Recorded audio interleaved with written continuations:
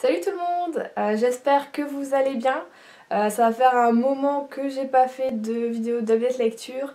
Je suis désolée, c'est juste que je trouvais pas en fait les lectures qui me convenaient. Et surtout en fait j'ai lu un livre pendant 3 semaines. Je suis restée 3 semaines dessus, ça m'a un peu démoralisée on va dire de rester 3 semaines sur un livre. Ça m'avait pas fait ça depuis super longtemps. D'habitude bon ben, voilà quoi, je commence, ça me convient pas, on va dire j'arrête. Enfin, en ce moment c'est ce que je faisais. Là je me suis dit non franchement Juliette, fais pas, voilà, fais pas l'idiote, tu vas le finir. Et du coup pour le finir j'ai mis 3 semaines. Pourtant il était pas très gros, pas très long. Mais que voulez-vous, hein, on lit comme on peut on va dire. J'avais peut-être pas la tête à ça ou... Non franchement je crois en fait c'est le livre qui me convenait pas. Donc je vais vous présenter dans cette update lecture 3 livres. Donc le premier où j'ai mis 3 semaines et les deux autres en 6 jours ils étaient lus tous les deux ensemble. Donc c'est parti. Le livre que j'ai mis 3 semaines à lire, c'est... Je pense que le d'entre vous vont peut-être me détester. C'est Animal de Victor Dixen, La malédiction de Boucle d'Or aux éditions Gallimard Jeunesse. Ouais, j'ai mis 3 semaines à le lire alors qu'il fait... Bon, il fait 430 pages environ. En fait, j'ai beaucoup aimé le début, donc on nous parle... Au début, on retrouve Blonde, qui est une orpheline, en fait, donc elle est placée dans une sorte de pensionnat religieux, une église, tout ça, comme il y avait avant, dans le temps. Et j'ai beaucoup aimé le début, parce qu'en fait, ça fait un peu une petite enquête, on va dire. On reçoit des papiers, avec dedans une enquête, en fait, une disparition, et en fait ça j'ai trouvé vachement intéressant, on va dire l'enquête, la disparition, lire les rapports de police, tout ça, j'ai beaucoup aimé. Et en fait j'ai beaucoup aimé tout ce qui se passait dans l'internat. Mais une fois qu'on était à l'extérieur, j'ai totalement décroché. Et c'est à cause de ça que j'ai mis 3 semaines à lire ce livre. Rien que de le dire, ça me... Enfin bon, 3 semaines, ouais. Parce qu'au final, une fois à l'extérieur, je sais pas pourquoi, j'ai pas réussi à m'attacher à Blonde, à l'univers qu'a créé Victor Dixen. Pourtant c'est beau, hein, c'est... Enfin voilà, c'est beau, c'est bien écrit, mais je sais pas, est-ce que... Je sais pas, est-ce que c'est la narration, est-ce que c'est l'écriture, est-ce que c'est parce que ça se passe au temps napoléonien, je sais pas, je sais pas, ou est-ce que c'est juste moi qui ai pas... Ouais non, j'ai pas accroché. Au final, j'ai pas grand chose à dire sur ce livre parce que ben y a que la première partie qui m'a plu, donc dans le pensionnat, et le reste m'a pas du tout plu. J'ai subi ma lecture, je voulais vraiment le finir, je me suis dit non, il faut que tu le finisses parce que je sais que si je le fermais au stade où j'aimais pas, je sais que je le rouvrirais pas. Donc je me suis dit non, il faut que tu le finisses Juliette, c'est pas possible. Et je sais que oui, le tome 2 est sorti cette année, donc bon, ça c'est sûr, vous êtes sûr, je ne l'achèterai pas. Donc voilà, je suis un peu déçue parce que ben, c'était une première pour moi pour Victor Dixen, j'en entends beaucoup parler avec Phobos, avec Animal, mais je me dis peut-être j'aurais dû commencer par le cas Jack Spark, ouais j'aurais peut-être dû commencer par ça, parce que c'est vrai que ça me tentait comme livre, mais j'avais peut-être pas envie de lire des choses comme ça en ce moment, que le cas Jack Spark, mais j'aurais peut-être dû commencer là-dessus pour du Victor Dixen, je sais pas. Du coup, bah, j'ai pas trop envie de lire Phobos, donc je sais pas pour le moment on va dire. Donc voilà, c'était ma rencontre avec Animal, malheureusement ça s'est pas bien passé. Voilà, je suis déçue et désolée en même temps quoi, peut-être j'en attendais trop, je sais pas.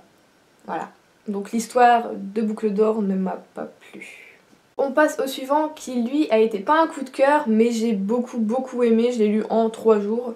Ce qui fait que moi quand je lis un livre en 3 jours c'est que j'aime beaucoup. Le livre c'est Les Clans Seekers de, attention, Arwen Ellis Dayton aux éditions R, enfin la collection R. Alors j'ai beaucoup aimé ce livre, donc c'est noté sur la 4e de couverture que c'est à la croisée d'Hunger Games et de Game of Thrones.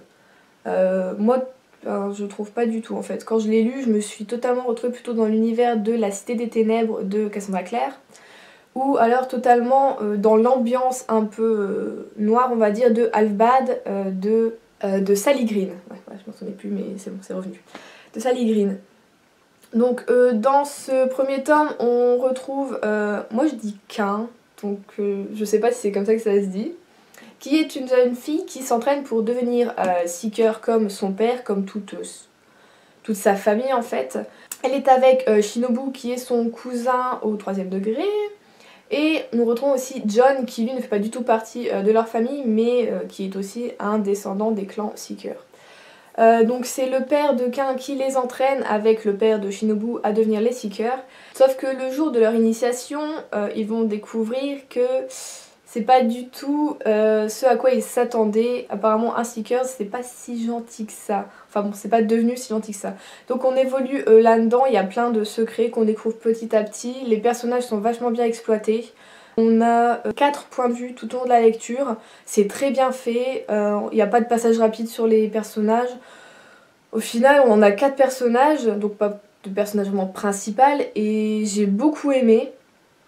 Ça donne plein de points de vue différents, on est à plein d'endroits en même temps, mais on se perd pas du tout, c'est vraiment bien écrit. En plus, voilà quoi, on a aussi un moment où on est dans la ville de Hong Kong, donc moi ça m'a rappelé plein de souvenirs, voilà, ça a été un petit coup de cœur là-dessus.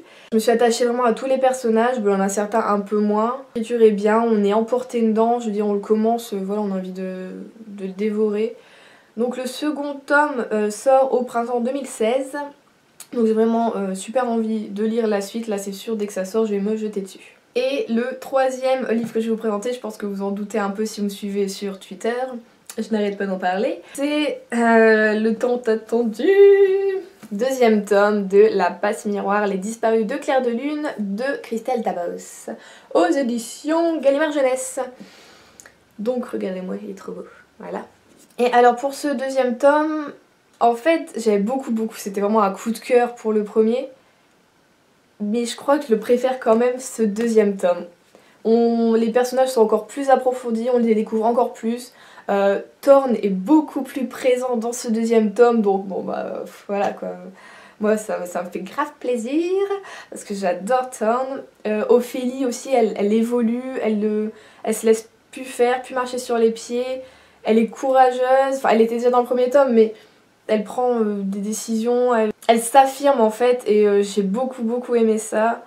Après j'ai retrouvé plein de personnages qui m'avaient manqué, que ce soit des gentils, des méchants, des détestables.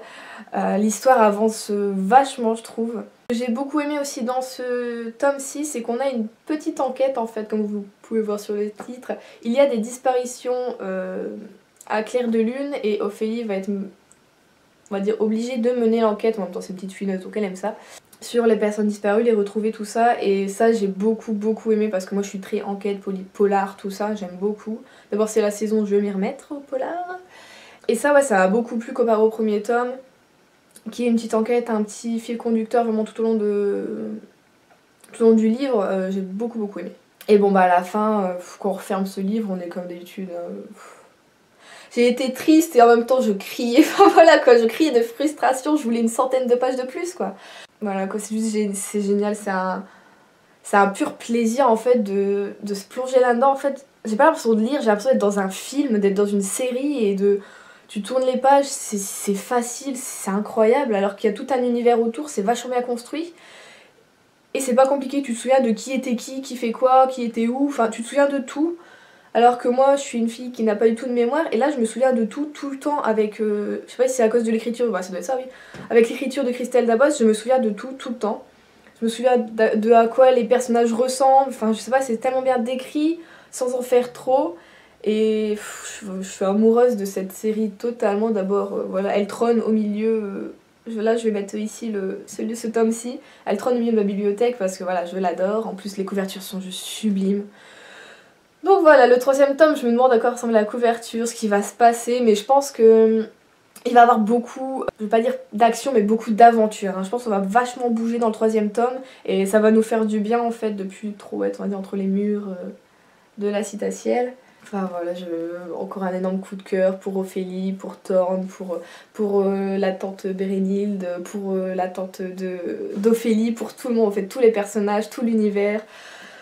Voilà, c'est un coup de cœur énorme, et je veux dire, si vous ne vous êtes pas encore lancé dans La Passe Miroir, parce que vous trouvez peut-être c'est gros, ça fait peur, c'est vrai que moi le premier tome m'avait fait un peu peur, je me dis wow, c'est énorme, mais bon, j'en entendais que du bien, et c'est pas faux en fait. Franchement, écoutez ce que les gens disent sur ce livre, parce que il faut l'avoir lu, voilà, c'est tout ce que j'ai à dire, il faut le lire, il faut l'avoir lu, et quand vous l'aurez lu, vous comprendrez pourquoi il y a tant de bruit autour de ce livre. Lisez La Passe Miroir. Donc voilà, c'est tout pour cette update lecture, j'espère que ça vous aura plu. Surtout, je voulais vous dire, n'hésitez pas à mettre des commentaires si vous avez lu ces livres, si vous comptez les lire, ce que vous en avez pensé, ce que vous lisez en ce moment, dites-le moi ça m'intéresse. J'aime bien parler avec vous. Donc voilà, je vous dis à la prochaine et c'est sûr, maintenant j'ai repris mon rythme de lecture, ce n'est plus un mensonge, c'est promis, vous aurez des vidéos toutes les semaines. Donc je vous fais des bisous, salut!